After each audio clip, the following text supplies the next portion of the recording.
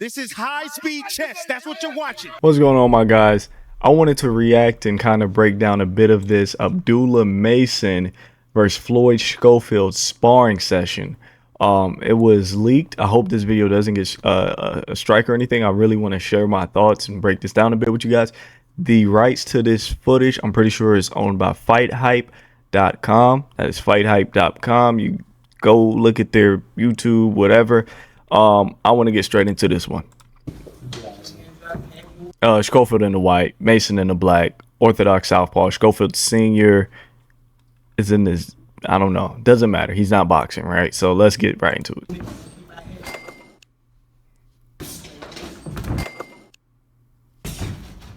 it. Like right there, I really got to put this in 0.5. I hate to be that guy. I got to put this in 0.5. These highlights are really biased towards Mason. Like, this isn't a scoring shot. This is a probe that happened to land. Does Kid Austin land and return fire here? I'm not sure. I would say no. Do I want this muted? Yeah, let's mute it. But yeah, I don't know if he returned fire on that one, but Mason definitely did not really score a clean blow. That was more of a probing jab. Right there, Austin parries, obviously. Don't worry about that jab. He parries again. Jab obviously gets him. He kind of comes around the lead hand of Schofield. Not really a swivel jab, but a solid jab that kind of lands side of the head of Schofield. Straight to the body. Looks like it does get to Kid Austin right there. Another jab is caught by Schofield, intercepted. Tries to get up under him with another. When he switches stances, he goes to southpaw. Abdullah throws a lead uppercut into that straight. I think he was unsuccessful on both. Now, that was a right hand I think Kid Austin does connect on. That right there, I think Kid Austin does connect on that one, actually. That right hand. He's kind of switching stances. He's kind of all over the place. I'm not a big fan of it. But that one obviously goes over Mason's head. Or Mason goes under it, I should say. And worked themselves out of that exchange. He still stays in southpaw. He's going to go back orthodox later. I do want to kind of acknowledge, let's go back, the stature here. Kid Austin seems to be taller. I don't think he officially is. I think Mason is the taller fighter. I think Mason is sitting more into his stance, right? I think Schofield is more stood up in his stance, kind of like Shakur. Shakur isn't as bouncy. As you can see, Schofield has more bounce into it, but both are really stood up. Schofield is another unsuccessful jab. He gets caught with a lead hook. Schofield's back orthodox now. Okay. Tries to get around with that jab again. Kind of gets caught. I think Schofield lands a pretty solid jab here. I don't know if Mason wasn't able to get anything off. He goes under that straight left by Mason. Or lunging right hand by Kid Austin, I believe, does scrape the guard, the head guard at least. Mason pivots away from the ropes, using his lead hand as leverage, able to turn the tides, get back to the center of the ring. I've never been a big fan of fighters who like to sit on the outside. I would always try to work your way back towards the center. Right here, Schofield's going to try to do that somewhat. I want to see them fight out of the clinch right here. That'd be interesting. Boom. Left hand by Mason. Right? That's a big part of boxing. I see a lot of guys neglect. Fight out the clinch. The clinch is not a time to rest. The clinch is a time to, it's opportunity right there. Great left landed by Mason. Schofield, I would like to see some of that same energy. That's what makes a fighter great or a fighter good, in my opinion. Yeah, Schofield, like I said, he's more stood up. He has more bounce. He's moving a lot more. On that exchange, I don't know if anyone connected. Straight left, Austin gets away from. Then he goes into a lead uppercut. Yeah, I don't think anybody connected right there. The quality's not that great on this video, but it's all right. It's all cool. Nice stiff jab, just straight in his face.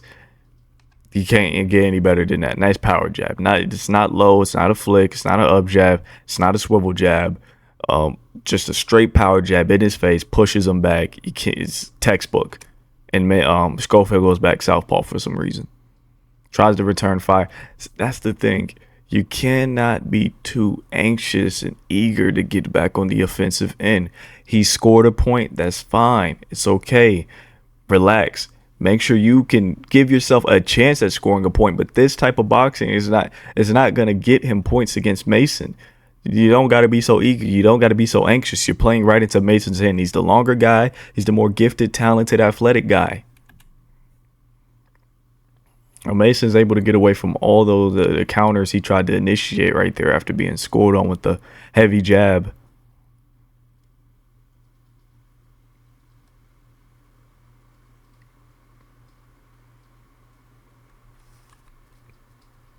Okay, really interesting. That jab misses from Kid Austin. He loads up on a right. That right might have clipped the jaw. I want to say Mason got away from it. Right here, Mason kind of turns his back. A shot behind the head may have landed. Mason squares back up. Kid Austin, really explosive kid. Kind of unorthodox at times. His athleticism, right here, he lunges at Mason. He goes to southpaw. He continues to lunge forward. Typically, you're going to see a fighter reset, get back in their natural stance, but a kid in Floyd Schofield, I should probably say, is so athletic. He's able to lunge from such an unnatural position and land a big lunging left hand and jump right back into his natural stance. Again, working out of the clinch. Mason, nothing. I don't think any shots were scored by Mason. I think Mason pushed him down right there. Yeah, he pushed him down. Kid Austin, obviously, glove touches the mat. It's nothing insane. Right back to it. Straight left by Mason. Caught him on the level change. It goes 2-1-2 right there. Unsuccessful on the last two. Jab by Mason. Might have got the head guard. He's lost a lot of spring. He's losing a lot of spring in his legs. It's looking like Schofield, that is. What do we got here? Tries to set him up with the jab straight. Well, look at the feet. For such a springy, athletic kid, and I like Schofield's feet, work your way on the outside. If you're going to set up that jab, see, he kind of came up. And if you can work on the track-like jab on the inside, okay, that's fine. But the point of this combination was to land the big right hand. That is so difficult when you're inside the opponent's southpaw stance. Step on the outside and then try to shoot the right hand. Obviously, he steps inside. He shoots the right. He's unsuccessful because you're standing right in front of the southpaw's face. If you get on that outside, the right hand's going to be basically lined up there for you. Another clinch exchange, not really much work out of the clinch right there from both men.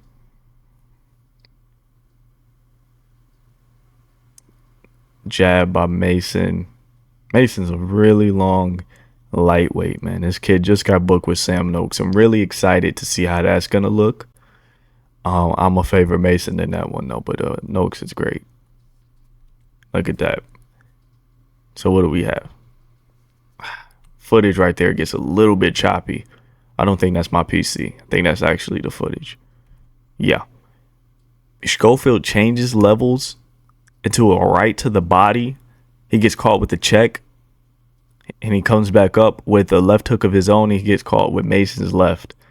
Mason definitely got the better of that exchange by a pretty great margin, in my opinion. I think another 1-2 setup he tries to land. Mason's catches it. Gets under that double jab. Pivots away. jab by Mason.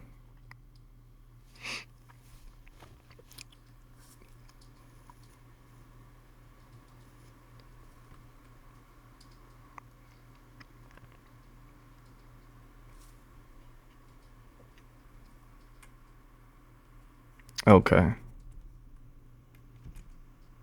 I think the right hand does land there for Schofield. I know Mason lands another check hook. But I hate to be that guy to say I told you so. But look where his foot is now. That lead foot, which we can see is the white shoe versus Mason's black shoe. The lead foot has now worked its way on the outside of Mason's. What does that do? It lines up the right hand. It's a one-way path to Mason's face. Boom. You got to line that up. First, it starts with the feet. But Mason, with a great counter, he absorbs the shot pretty well. He catches him with the check hook, but I do believe Schofield gets the better of that one. This check hook is more of a push-like, not really a slap. So, yeah, I do believe Schofield got the better of that exchange right there.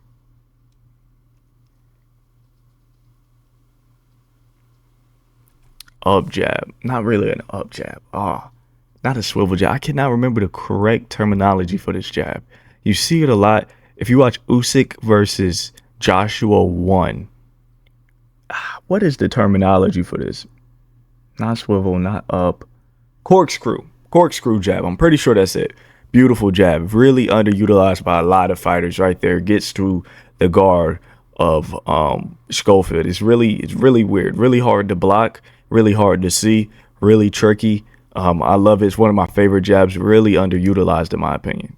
Pretty sure it's the corkscrew. You guys got to correct me in the comments there. Right there, we kind of get some action off camera. Gonna pan that thing a bit. There we go.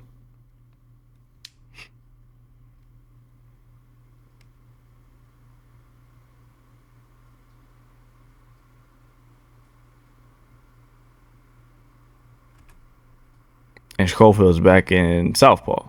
Or Mason's in orthodox. No. Is he? No. Schofield is still in orthodox. I'm tripping. Look at the feet and look at what is about to happen. Now, it's okay stepping on the inside of the southpaw. You're going to open yourself up to a lot of shots. But as long as you can recognize and acknowledge that, that's fine. If you watch Johnny Beck versus, I want to say it was like Stephen Butler, you have to be aware of you're stepping into a very dangerous southpaw stance. Right here, he throws a track-like jab, unsuccessful. Mason goes to the body. Mason probably could have caught him with the rear uppercut, I'm going to be honest. He probably could have really hurt him with that one. There you go. Like I said, work out the clinch, man. You guys are young. You guys can still do that. You guys ain't that old to where you should be laying on each other. Work out the clinch. Stop pawing his face. Work. I hate that, man. I hate that. Schofield Senior says, go to his body, stay low. See how Kid Austin takes that advice here. We see an immediate level change. Finds himself off balance. He's trying to work his way on the outside, and it looks like Mason was able to hit him with the check hook. I think he goes down. He does go down. That is a knockdown. Again, more of a push than a slap, right? I'll play that one more time for you guys to see what I'm saying. He's connecting and he's pushing. All right, it's not a Gervonta Davis, Rolly Romero check hook. It's not that wasn't even a check hook. I'm tripping. It wasn't a Floyd Mayweather versus Ricky Hatton type of check hook. That was a slap. It was a slap, and it sent Hatton into the ropes, catching him off balance. Even I think Shakur caught Valdez with that, sending Valdez into the ropes. This is more of a push. Still a knockdown nonetheless. Back to the body. Catches him off balance. Schofield has to